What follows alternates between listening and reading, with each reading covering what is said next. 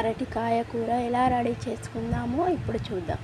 దానికోసం మనం అరటికాయలను ఇలా కోసి తగినంత కారం, అందులోనే తగినంత ఉప్పు వేసి బాగా కలుపుకోవాలి.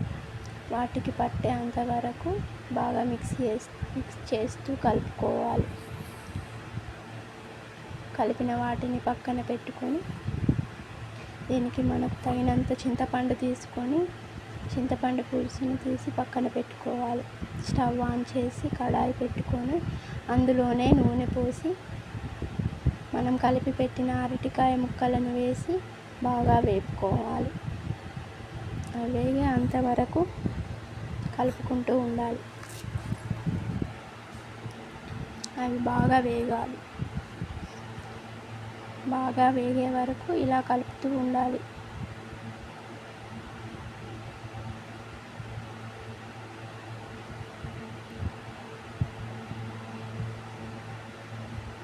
బాగా వేగిన తర్వాత ఇలా ఆయిల్ పైకి వస్తుంది.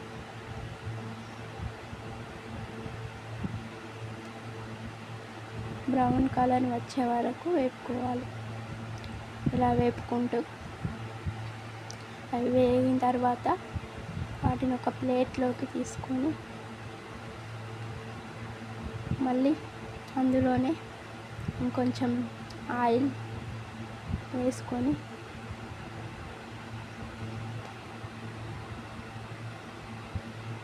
బగారాకు, పువ్వు, యాలకులు, దాల్చిన చెక్క, లవంగాలు, కావలసిన మసాలా దినుసులు వేసుకొని కలుపుకొని అందులోనే అల్లం వెల్లుల్లి పేస్ట్ వేసి బాగా కలుపుకోవాలి. పచ్చి వాసన పోయేంత వరకు బాగా కలుపుకోవాలి. ఇలా కలుపుకుంటూ తగినంత పసుపు వేసి బాగా కలపాలి.